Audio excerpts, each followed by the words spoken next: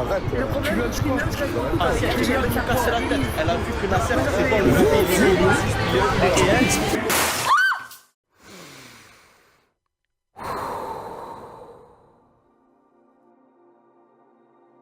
La vérité n'est pas un fait individuel, mais un fait intersubjectif. Edmund Husserl. Ce qui fait qui vous êtes, même si je n'aime pas cette formulation, c'est en partie l'étiquette que votre environnement vous accole. On pourrait modifier la fameuse locution « je pense donc je suis » par « tu penses donc je suis ». Assia est une jeune femme originaire de Perpignan, en lien avec les activités de la team Nasdaq dans cette région. Elle s'est rapidement distinguée par sa personnalité expressive, son humour et ses apparitions marquantes dans les vidéos du groupe, devenant l'une des figures les plus reconnaissables de la team. Mais Assia, c'est avant tout un être humain, une femme, une jeune femme, une petite fille. Quand elle apparaît pour la première fois dans les vidéos de Nasdaq, une chose nous saute aux yeux. Elle est perdue, voire même confuse, tout le monde la surnomme d'ailleurs la Cassos. Et pour Nasser, c'est du pain béni. Lui qui fonde son contenu sur les écarts et dérapages des personnes qui l'entourent, Assia représente la corne d'abondance. Dans la mythologie grecque, la corne d'abondance est un objet capable de se remplir à l'infini de nourriture, d'or, de fleurs ou de tout ce que son possesseur désire. Et bingo! Dès le début avec Assia, Nasdaq centre son contenu sur elle. Il a très bien flairé l'aubaine qui représente cette jeune fille très clivante. Et comme un très bon pasticheur pratiquant l'art d'imiter le style ou les éléments d'une œuvre existante en les réassemblant pour en créer une nouvelle, Nasdaq nous montre tantôt une Assia à plaindre, tantôt une Assia que l'on aime détester. Bref, il en fait un Rubik's Cube d'émotions, de style et de personnalité. D'ailleurs, ça fonctionne très bien puisque sur TikTok, le hashtag AssiaTeamNasdaq compte presque 2000 utilisations. Assia quant à elle est suivie par plus de 50 000 personnes, sans compter les milliers de vidéos YouTube qui correspondent à la recherche compilation Assia Nasdaq. Le mythe d'Icare, ça vous dit un truc ?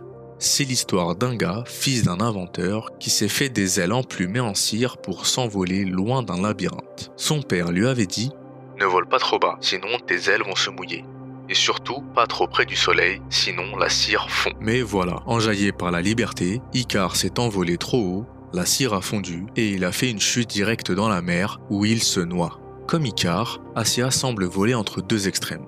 D'un côté, elle goûte à cette liberté nouvelle que lui offre la visibilité, la notoriété grandissante, l'attention de milliers de followers. Mais de l'autre, cette exposition constante devient un terrain glissant où chaque geste, chaque mot est scruté, disséqué, jugé. La cire fragile de sa réputation peut fondre à tout instant sous les projecteurs brûlants des réseaux sociaux. Nasdaq, lui, en maître stratège, exploite cette dualité. Il la pousse à s'envoler très haut pour captiver, tout en sachant que le moindre faux pas peut faire chavirer sa popularité. Rappelez-vous de ce que je vous ai dit en début de vidéo.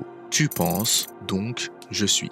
Dans ses premières apparitions, on remarque qu'Assia manque clairement de confiance en elle, d'attention et surtout elle manque de recul sur la réalité de la situation. Et pour faire plaisir à Nasdaq, elle accepte de se prêter à des mises en scène délicates jusqu'à feindre l'animal de cirque, ce qu'elle finit, malgré elle, par devenir. Miley Cyrus, Doja Cat, Ariana Grande. À un moment, elles ont toutes explosé leur image d'enfants sages. Et pas à moitié. Provoque, sexualisation, controverse. Et tout ceci n'est pas une coïncidence, c'est presque devenu un passage obligé. Dans l'industrie, l'image d'enfant n'est pas éternelle.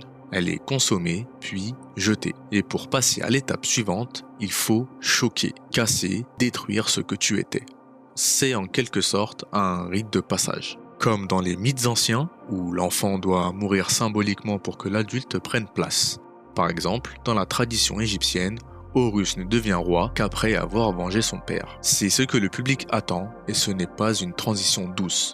C'est une métamorphose radicale. On veut voir la star Disney brûler, se réinventer, quitte à la sexualiser à outrance. Nietzsche disait « Deviens ce que tu es ». Mais dans le monde de l'influence, ce n'est plus un chemin intérieur. La bonne fille qui devient sulfureuse, c'est un business, une stratégie, et c'est ça que vend l'industrie. À force d'être victime de comparaisons moqueuses, d'être entourée par des personnages féminins au passé tendancieux, et de rester dans un environnement qui prône la culture du... soyons directs, la culture du sexe, Assia finit par en avoir marre et décide de se séparer de son image de fille gentille pour se rapprocher de la déesse hindoue Kali, la déesse hindoue de la destruction. Celle qui n'a pas peur du sang, du chaos, ni de l'excès.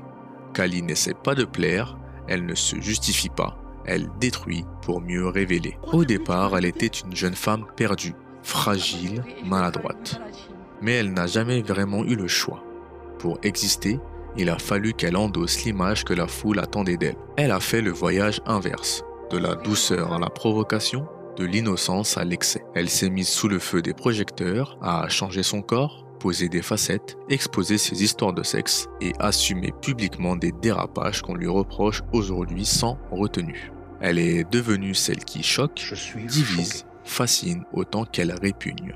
Et dans ce rôle, ce reflet qu'elle a façonné pour nous plaire, Assia s'est brûlé les ailes. Les dérapages récents, qu'ils soient des excès sur les réseaux sociaux, des provocations publiques ou des scandales intimes, ne sont pas juste des erreurs. Ils sont la manifestation d'une personne piégée dans une image qu'elle a elle-même construite, mais que le public ne cesse de broyer. Aujourd'hui, Assia est devenue l'ombre de ce que le public voulait. Mais dans ce jeu cruel, ce miroir brisé ne lui rend plus rien que des jugements, du rejet, de la haine. Elle est la victime et la coupable d'une société qui recherche des idoles. Elle incarne le reflet de nos désirs, de nos cruautés, une vérité intersubjective qui dévore ceux qu'elle façonne. Assia est devenue celle que nous voulions voir et maintenant nous la détestons pour ça. Je vous remercie d'avoir suivi cette vidéo. Si vous avez un avis à donner, n'hésitez pas à le partager en commentaire. N'oubliez pas de vous abonner, de liker, de partager cette vidéo. Ça m'aidera beaucoup pour le référencement. Je vous invite aussi à aller découvrir ma chaîne YouTube. Je fais pas mal de vidéos. En ce moment, j'ai commencé le projet Big Boy. C'est une série de vlogs sur ma vie et une évolution personnelle, sous forme d'épisodes un peu scénarisés. Je vous dis à bientôt.